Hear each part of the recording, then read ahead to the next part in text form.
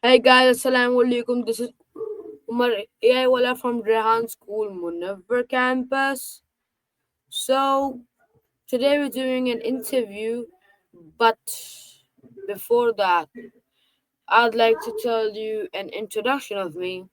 So today's interview is also presented by Umar AI Wala from Rehan School, Munawwar campus, currently at foundation level and soon to be an AI expert. And the student who keeps it real, speaks straight, and doesn't waste time on unnecessary drama. When he explains something, he breaks it down in his own sharp style. So, today we have a guest, which is ChatGPT. So, we'll be talking ChatGPT about the topic of sorry, tracing the roots of an apology. So, ChatGPT, could you give us an introduction of yourself?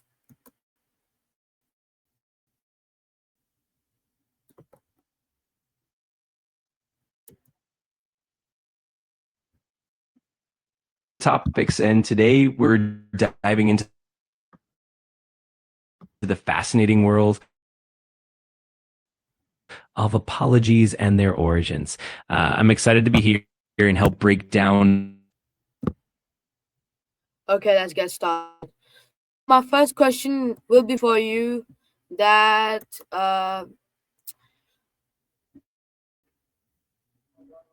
today we're talking about sorrow, right? Sounds great. Not like when I stub my toe. I mean the deep roots of apology. Tell me, where does it even come from? Absolutely. That's a fascinating question. The concept of apology goes way back in human history, rooted in social and moral frameworks. It often stems from the need to maintain trust, repair relationships, and show empathy. Over time, different cultures have developed their own unique ways of expressing and understanding apologies. It's definitely a rich and complex topic. Okay, so thank you. But my next question will be, how did humans figure out, hey, saying sorry might save me from.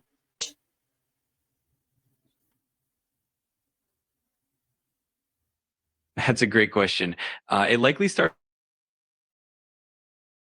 with early human social cooperation was crucial for survival.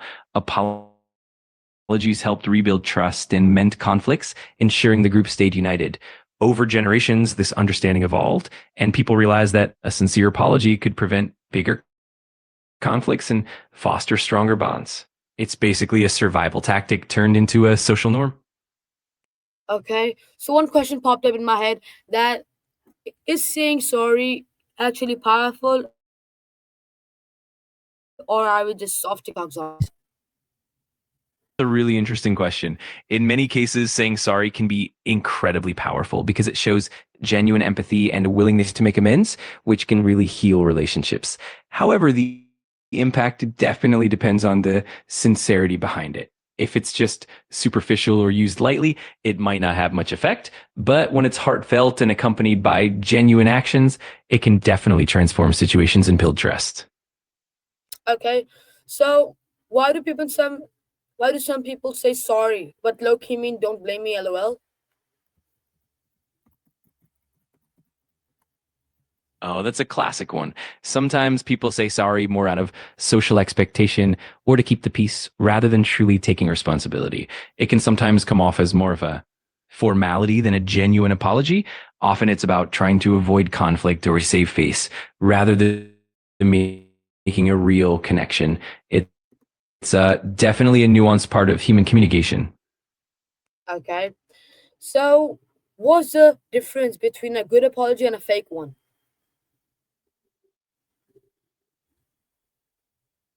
Great question. A good apology usually involves sincerity, taking responsibility, showing genuine empathy, and often includes making amends or taking action to fix the issue. On the other hand, a fake apology tends to be more about deflecting blame, lacking genuine remorse, and sometimes even using the apology as a way to manipulate the situation. The key difference is that a genuine apology focuses on rebuilding trust, while a fake one often just tries to keep the peace without meaningful change. Okay. So, what makes a real solid apology versus the weak, oops, my bad energy? Absolutely. The difference is all in the details. Solid apology usually includes clear acknowledgement of what was done wrong, genuine remorse, taking full responsibility without excuses, and a clear intention to make things right. On the flip side, a weak apology, like a casual my bad, often lacks depth and doesn't really address the impact of the action. It's more about minimizing the situation rather than truly healing it. So the depth and sincerity really make all the difference. Okay, do some cultures apologize too much or not enough? Spill the tea. Absolutely. Culture plays a huge role in how apologies are expressed. Some cultures value frequent apologies as a way to maintain harmony and show respect, even for minor inconveniences. On the other hand, some cultures might see excessive apologizing as a sign of weakness or even insincerity. Meanwhile, other cultures might be more reserved and apologize less frequently, focusing more on actions rather than words. So it definitely varies and it can shape how people perceive sincerity and trust. Okay, so where do I mean how has sorry gone from real sad humans to emoji filled text messages? That's such an interesting evolution. Over time, as communication shifted to digital platforms, apologies had to adapt to fit the constraints of text.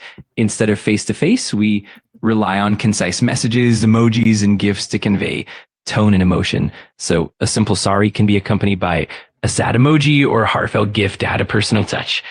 It's kind of a blend of modern convenience and a core human need for connection. Okay, so why do people do that savage sorry not sorry flex online? Because I think it's dumb and very illogic. I totally get where you're coming from. That kind of sorry, not sorry approach often comes across as playful or ironic, and it's definitely a trend in online culture. Sometimes people use it to lighten the mood or to playfully acknowledge something without fully admitting fault. But yeah, it can definitely come off as insincere or confusing, especially if you're looking for genuine communication. It's definitely a mixed bag in the digital world. Okay, another question that can a simple sorry really fix a friendship, or is it like putting a band aid on a broken car?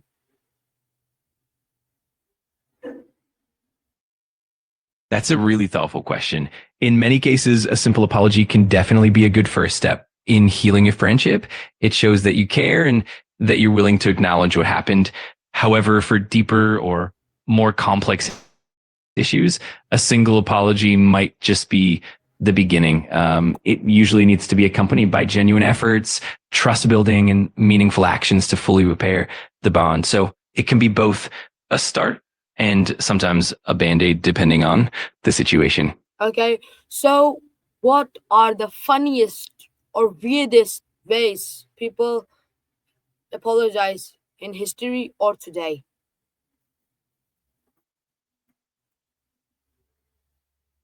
Oh, there are definitely some hilarious and creative apologies out there. For example, there have been instances where people have apologized with public stunts, like a man who once hired a billboard to say sorry to his girlfriend, or there are amusing apologies in the form of quirky poems, funny memes, or even public dance routines. Some companies too have gotten super creative, like crafting funny apology ads when they mess up. It's always fun to see how people bring humor into making amends. Okay, that was really funny. The one with the billboard, that was I was just laughing. Okay, so do animals or the species have anything like apologies?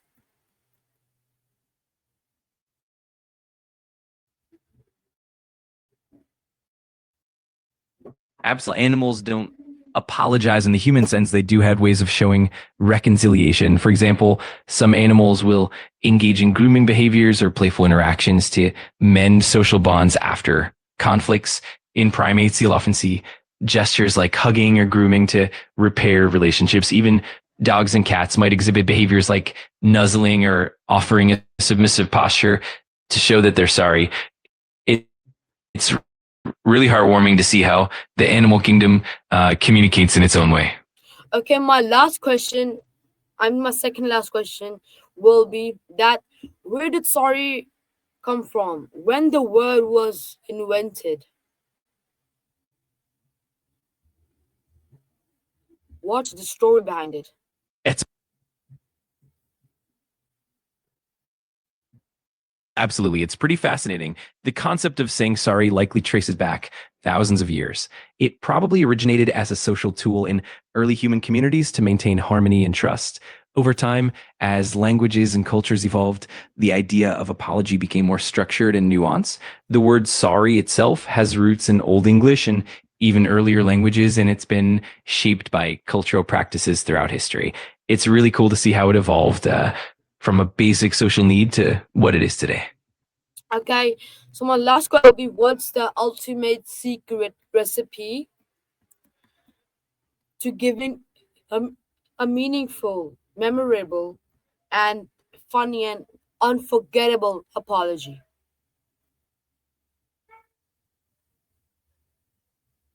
Oh, that's a fun one. The ultimate recipe for a memorable and funny apology usually blends sincerity with a touch of humor and creativity, or creative twist, like a playful gesture, a funny note, or even a lighthearted gift can really break the ice. And of course, followed up with meaningful actions that show you're committed to making things right. The blend of genuine care and a bit of lightness makes an apology truly unforgettable.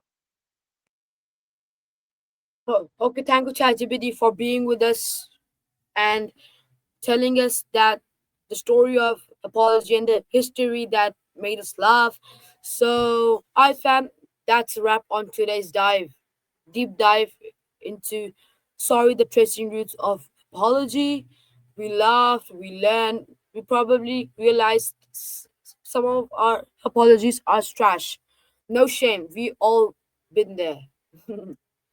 Remember, a real apology is sincere, smart, and sometimes a little savage. So go out there, fix your mistakes, or at least make people laugh while trying. If you vibed with this, hit that like, smash that follow button, and drop your funniest or weirdest apology story in the comments. I want to see the chaos. Stay real, stay sharp, and I'll catch you in the next interview or review. Peace out.